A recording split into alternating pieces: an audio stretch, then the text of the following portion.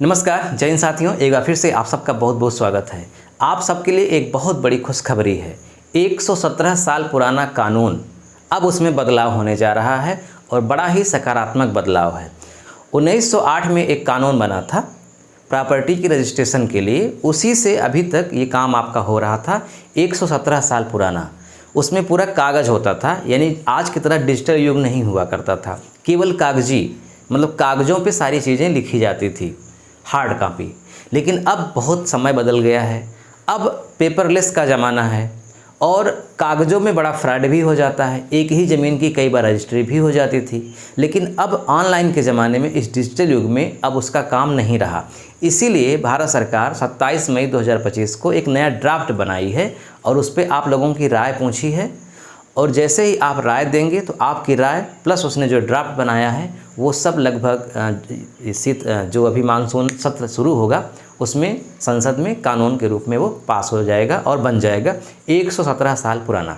इसमें आपको तहसील नहीं जाना होगा, आप अपने घर बैठे ही रजिस्ट्रेशन कर पाएंगे। यानी जो तहसील में या रजिस्ट्रार ऑफिस में जाकर के ज़मीन की खरीद करते थे, बिक्री करते थे, दलाल इसमें लगते थे, वकील इसमें लगते थे, अब सारी झंझट से आप मुक्त हो जाएंगे।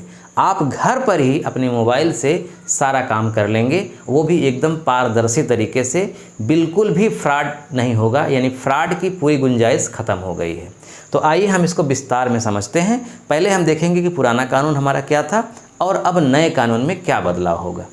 तो सबसे पहले हम देखते हैं पुराना कानून। भारत में रजिस्ट्रेशन अधिनियम 1908 एक केंद्रीय कानून है। 1908 का मतलब समझते हैं, अंग्रेज़ों का ज़माना था, अंग्रेज ही इस कानून को बनाए थे और अभी तक ये चल रहा था। एक केंद्रीय कानून है जो दस्तावेजों के पंजीकरण से संबंधित प्रक्रियाओं और नियमों को निर्धारित करता है। इसका मुख्य उद्देश्य भूमि, संपत्ति, विवाह और अन्य महत्वपूर्ण दस्तावेजों के रिकॉर्ड को वैध और सार्वजनिक रूप से उपलब्ध बनाना है। ये इस कानून का काम था। अब देखिए, ये जो कानून था 1908 में बना था, इसका मुख्य उद्देश्य क्या था? तो इसके मुख्य उद्देश्य थे 3। कौन कौन? पहला उद्देश्य था संपत्ति से संबंधित दस्तावेजों का कानूनी प्रमाण तैयार करना। अब संपत्ति आपकी घर की हो सकती है, आपकी गाड़ी हो सकती है, आपकी ज़मीन हो सकती है, प्लाट, जो भी आपकी संपत्ति है, संपत्ति में सब कुछ आता है। धोखाधड़ी को रोकना, ये दूसरा। तीसरा, संपत्ति का सार्वजनिक रिकॉर्ड। सार्वजनिक का मतलब कोई भी इसको देख सकता है। संपत्ति का सार्वजनिक रिकॉर्ड तैयार करना ताकि खरीदार को सही जानकारी मिल सके। ये उसका उद्देश्य था जो 1908 में कानून बना था। इसमें प्रावधान क्या थे? बहुत सारे प्रावधान थे, लेकिन आपको मुख्य प्रावधान जान लेने चाहिए। जैसे कि अनिवार्य पंजीकरण, सेक्शन 17। अनिवार्य पंजीकरण, कुछ दस्तावेजों का रजिस्ट्रेशन अनिवार्य है, जैसे यानी बिना इसके किए आप काम नहीं कर सकते, लीगल नहीं माना जाएगा, एकदम अनिवार्य है। क्या अनिवार्य था? ज़मीन या मकान की अगर आपको बिक्री करना है तो आपको रजिस्ट्रेशन कराना ज़रूरी है, अन्यथा मान्य नहीं होगा। इसके अलावा अगर आप पट्टे पे ज़मीन लेते हैं लीज पर 1 वर्ष से अधिक, तो भी उसका रजिस्ट्रेशन कराना ज़रूरी है। गिफ्ट डीड अगर तैयार करते हैं, किसी को देना है तब भी, और या बंटवारा या उत्तराधिकार से संबंधित दस्तावेज आपको तैयार करने हैं, तो इसके लिए ये रिकॉर्ड ज़रूरी था।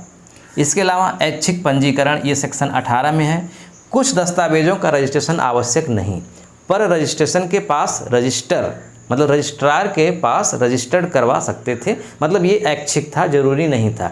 लेकिन यहाँ पे जो बातें लिखी गई थी वो एकदम ज़रूरी थी, तभी वो लीगल मानी जाती। इसके अलावा रजिस्ट्रेशन की समय सीमा सेक्शन 23 में था। दस्तावेज तैयार होने के 4 महीने के भीतर उसका रजिस्ट्रेशन करवाना होता था। इसके अलावा पंजीकरण कहाँ करते थे उस समय? ये सेक्शन 28 में दिया गया है। जिस ज़िले में संपत्ति स्थित है वहाँ के सब रजिस्ट्रार कार्यालय में रजिस्ट्रेशन करवाया जाता था। जिस ज़िले में आप मतलब खरीद रहे हैं या बेच रहे हैं, वहाँ के लिए। दस्तावेज की वैधता है, बिना पंजीकरण के अनिवार्य दस्तावेज अदालत में मान्य नहीं माने जाते थे, है ना? तो जो पंजीकरण होता था वही दस्तावेज माना जाता था। अब इसके लाभ क्या थे? एक तो लाभ था कानूनी सुरक्षा मिलती थी, भविष्य में विवाद से बचाव होता था और संपत्ति पर मालिकाना हक साबित करना आसान होता था। ठीक है, जो समय सिचुएशन थी उसके हिसाब से बहुत अच्छा कानून था, इसमें कोई दो राय नहीं है। सारा काम पेपर पर होता था, ऑनलाइन ज़माना नहीं था आज की तरह, इसलिए उस समय के लिए बहुत ये उत्तम व्यवस्था थी। आज भी उत्तम ही है, लेकिन डिजिटल युग में जहाँ सारा चीज़ ऑनलाइन हो गया है, पारदर्शी तरीके से हो गया है, वहाँ ये भी ऑनलाइन पारदर्शी तरीके से होनी चाहिए। इसीलिए 27 मई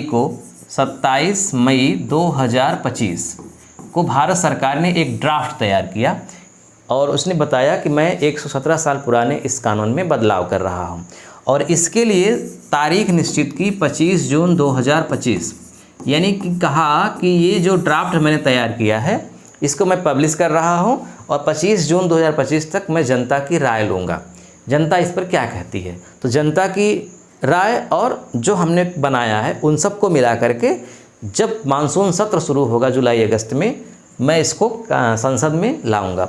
तो ये कानून जो जिसका नाम है new property registration bill draft 2025, 1908 वाला, ये स्थानांतरित हो जाएगा इस पर, यानी new property registration bill draft 2025।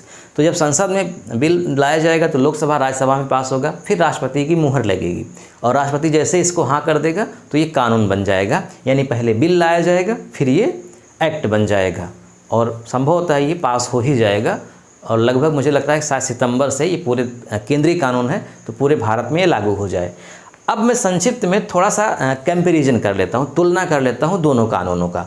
जैसे ये पुराना कानून, नया कानून है और ये पुराना कानून है, दोनों की मैं तुलना करता हूँ। पुराना सिस्टम क्या था, इसका पुराना जो कानून था उसका नाम था रजिस्ट्रेशन अधिनियम 1908 और नए वाले का नाम क्या होगा, न्यू प्रॉपर्टी रजिस्ट्रेशन बिल। जब कानून बन जाएगा तो अधिनियम हो जाएगा, न्यू प्रॉपर्टी रजिस्ट्रेशन अधिनियम 2025 हो जाएगा। तो जो पुराना वाला था उसमें क्या था, समस्या क्या थी, लाइन में घंटों इंतज़ार करना पड़ता था। जब आपको रजिस्ट्री करवाना है आप जाएंगे तो वहाँ ऐसा तो है नहीं तुरंत नंबर लग जाएगा, वहाँ तो बहुत लोग होंगे, तो आपको लाइन लगानी पड़ेगी या यूँ कहें कि आपको नंबर लेना पड़ेगा, यानी आपको बहुत समय आपका लगेगा। तो लाइन में घंटों इंतज़ार करना पड़ता था। डॉक्यूमेंट्स के लिए बार बार चक्कर लगाने पड़ते थे। दलालों और बिचौलियों की बहुत दखल रहती थी। बिल्कुल, दलाल बिना तो काम ही नहीं हो सकता है। जो आज का समय चल रहा है, मतलब अभी तक जो चल रहा था उसमें कोई चाहे कि मैं जाके डायरेक्ट करवा लूँ तो शायद संभव नहीं है। रजिस्ट्री पूरी होने में कई दिन लग जाते थे, अलग अलग विभागों में जाना पड़ता था और धोखाधड़ी और नकली रजिस्ट्री का खतरा भी रहता था। एक ही मकान को पता चला कि कई लोगों के हाथों बेच दिया गया है या एक ही ज़मीन को एक से अधिक लोगों में बेच दिया गया है, ये समस्याएं थी। हालांकि अब जो उत्तर प्रदेश में रियल टाइम खतौनी आ गई है उससे इस समस्या में काफ़ी हद तक सुधार हुआ है, लेकिन जब ये पूरी तरह से ऑनलाइन हो जाएगा तो 100% सुधार हो जाएगा, इसमें कोई दो राय नहीं है। अब देखिए नए में क्या होगा, नए में होगा कि घर बैठे ऑनलाइन रजिस्ट्री हो सकेगी, घर बैठे, यानी आपको तहसील या रजिस्ट्रार ऑफिस नहीं जाना होगा। कहने का मतलब आपको कोई बिचौलिया, दलाल, वकील की ज़रूरत आपको नहीं पड़ेगी। ठीक है, डिजिटल डॉक्यूमेंट्स अपलोड और वेरिफिकेशन आसान होगा, पूरा प्रोसेस पारदर्शी होगा और ट्रैक किया जा सकेगा, यानी कितना काम हुआ है, किसके पास है। जैसे आपको इस समय आय प्रमाण पत्र बनवानी हो, निवास प्रमाण पत्र बनवाना हो, जाति प्रमाण पत्र बनवाना हो तो तहसील वगैरह जाने की ज़रूरत नहीं है। आप सहज जन सेवा केंद्र जाइए, वहाँ डॉक्यूमेंट्स जमा कर दीजिए, या आप घर बैठे भी डॉक्यूमेंट्स जमा करके आप उसको ट्रैक कर सकते हैं कि लेखपाल के पास है, कि एसडीएम के पास है, कि तहसीलदार के पास है, कहाँ है, कितना समय लगेगा, ये सारी जानकारी आपको होती। तो ये भी अब घर बैठे ही हो रहा है, तो ऐसे ही रजिस्ट्री भी घर बैठे होगी। कुछ ही घंटों या 1-2 दिन में रजिस्ट्रेशन पूरा हो जाएगा। एक ही प्लेटफॉर्म पर सभी ज़रूरी काम हो सकेंगे और ब्लॉकचेन जैसी टेक्नोलॉजी से दस्तावेज पूरी तरह सुरक्षित रहेंगे।